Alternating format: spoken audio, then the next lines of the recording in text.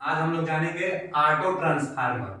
Auto transformer में क्या होता है कि जो नॉर्मली जो हम लोग ट्रांसफार्मर पीछे सिंगल फेज पढ़े थे, तो सिंगल फेज ट्रांसफार्मर में क्या होता है कि दो बाइंडिंग होता है, इसलिए उसको टू बाइंडिंग बोलेंगे हम लोग। Two binding transformer, two binding transformer मतलब कि दो बाइंडिंग होता है, एक प्राइमरी साइड में और एक द्वितीयक साइड में, प्राइमरी बाइंडिंग और सेकेंडरी बाइंडिंग, तो वो टू बाइंडिंग ट्रांसफार्मर है। और जो ये ऑटो ट्रांसफार्मर आज का टॉपिक है हम लोग का, इसमें एक ही बाइंडिंग होता है, इसलिए पहला जो पॉइंट है, in auto transformer only single winding, मतलब ऑटो ट्रांसफार्मर में केवल एक बाइंडिंग का प्रयोग होता है। मतलब कि एक बाइंडिंग होगा और एक ही बाइंडिंग पर प्राइमरी साइड और सेकेंडरी साइड दोनों इस्तेमाल किया जाता है। जैसे देखिए यहां पर क्या होता है ना कि एक टोराइड है और टोराइड पर बाइंडिंग की गई है, एकदम शुरू से अंत तक बाइंडिंग की गई है, और यहां से सप्लाई देंगे। देखिए इनपुट I1 धारा इनपुट धारा होती है, तो I1 धारा यहां से जाएगी और एकदम पूरा होते हुए आएगी।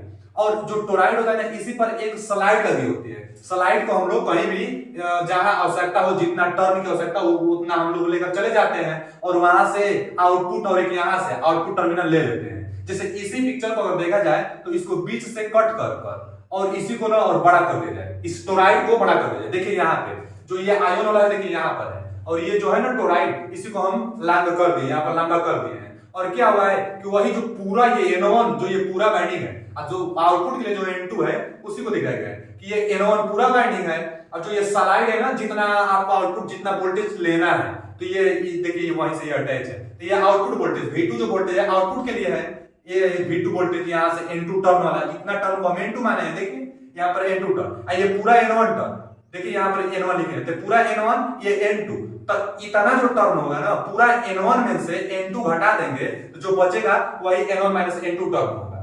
अच्छा, ये पूरा V1 वोल्टेज है और लोड को मिल रहा है V2 वोल्टेज, तो इतना वोल्टेज कितना हुआ, तो V1 माइनस V2 वोल्टेज हुआ।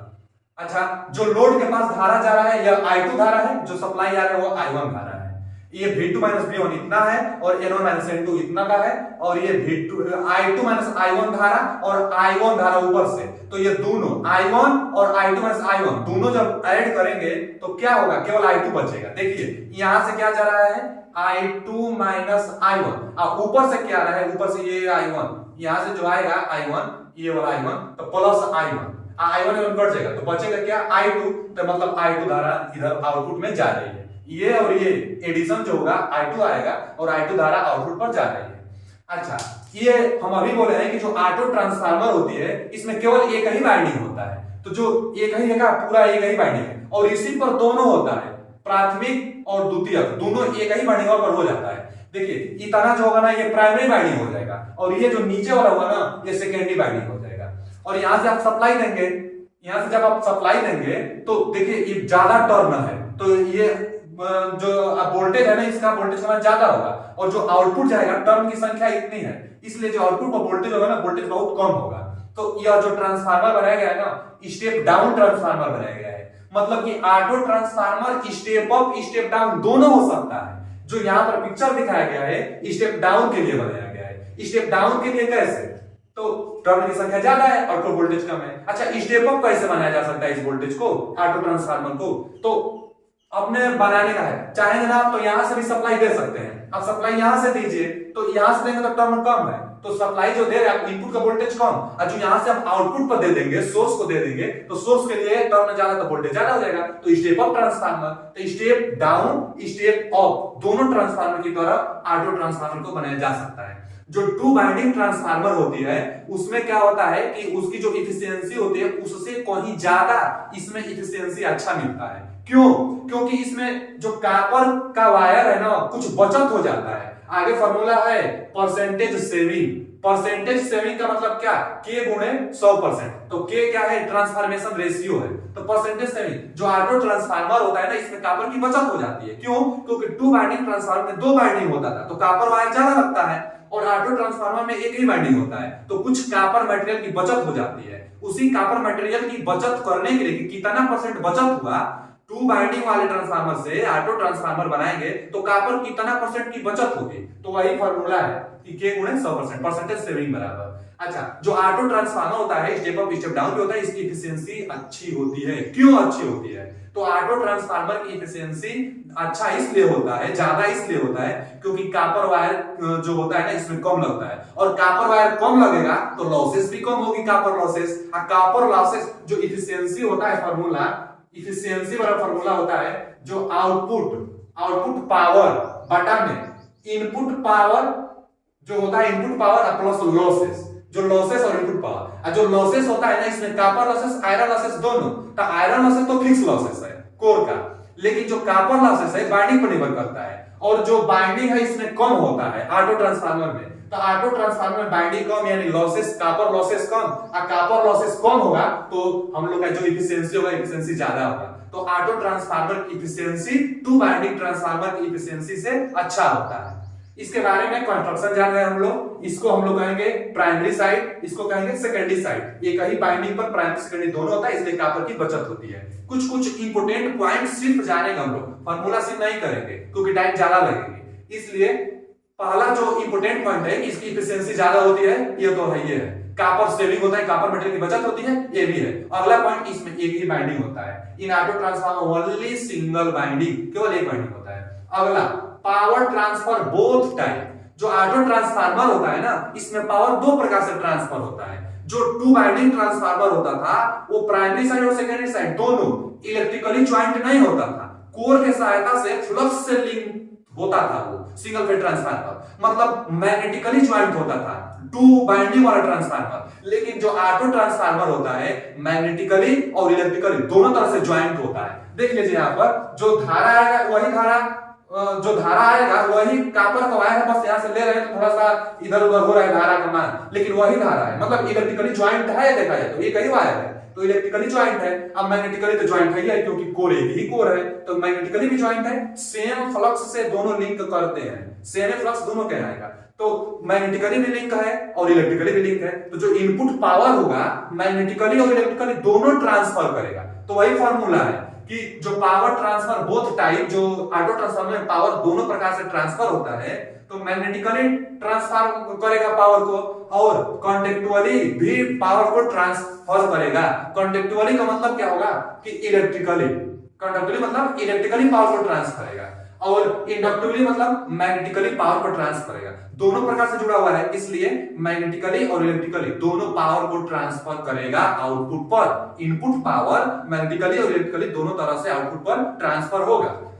जैसे एक ट्रांसफॉर्मेशन रेशियो जो इसके लिए हम बताने वाले हैं, जितना फॉर्मूला आगे हम लोग लगाएंगे, तो ट्रांसफॉर्मेशन रेशियो निकालने के लिए लो वोल्टेज ऊपर और हाई वोल्टेज नीचे रखेंगे। अर्थात हाई वोल्टेज नीचे का मतलब K का मान 1 से कम, जो ये फॉर्मूला अभी हम नीचे बताने वाले हैं, K का मान 1 से कम होना चाहिए तभी वैलिड होगा। यहाँ भी लिख भी दिए हैं K का मान 1 से कम। क्यों?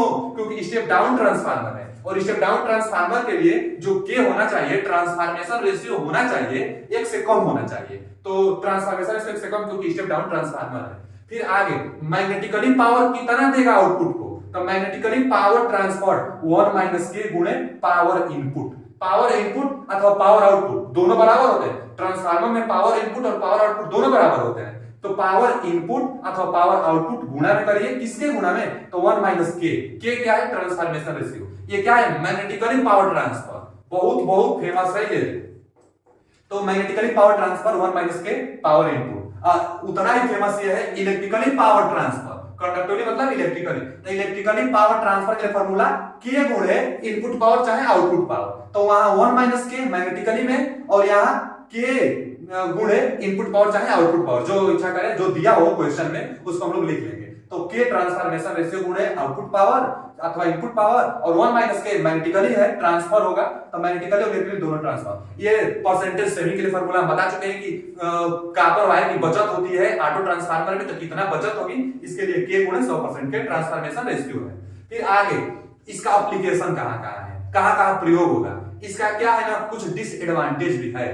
डिसएडवांटेज यह है कि ऑटो ट्रांसफार्मर का इंपेडेंस कम होता है, और ऑटो ट्रांसफार्मर का इंपेडेंस कम होने के कारण शॉर्ट सर्किट करंट बहुत ज्यादा हो जाती है, तो यह इसका डिसएडवांटेज है। और इसका एक इसका डिसएडवांटेज यह भी है कि जो कॉमन बाइंडिंग होता है ना, कॉमन बाइंडिंग, अगर कॉमन बाइंडिंग डिस डैमेज हो गया, मतलब कॉमन बाइंडिंग जो है डैमेज हो गया, तो जो लोड वोल्टेज होगा ना, और लोड जो हम लोग का होगा वो अभी डैमेज हो जाने की संभावना है, क्योंकि वोल्टेज हाई हो जाएगी।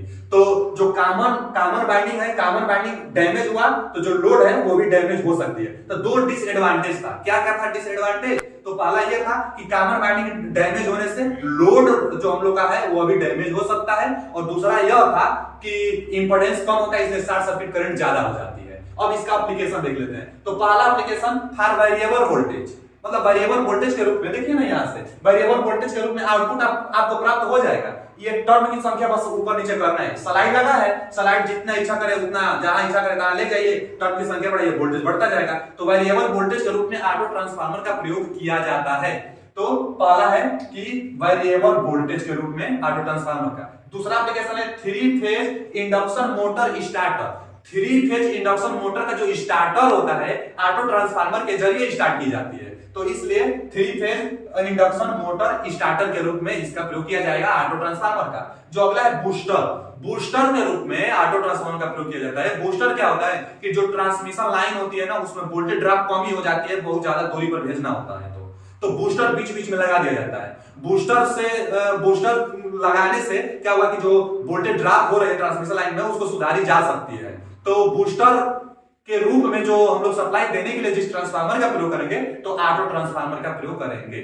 उम्मीद है कि ऑटो ट्रांसफार्मर से समझ में आया होगा। यदि कुछ भी पॉइंट समझ में नहीं आया होगा तो कमेंट बॉक्स में कमेंट करिए, जल्द से जल्द उसका सुझाव दिया जाएगा। धन्यवाद।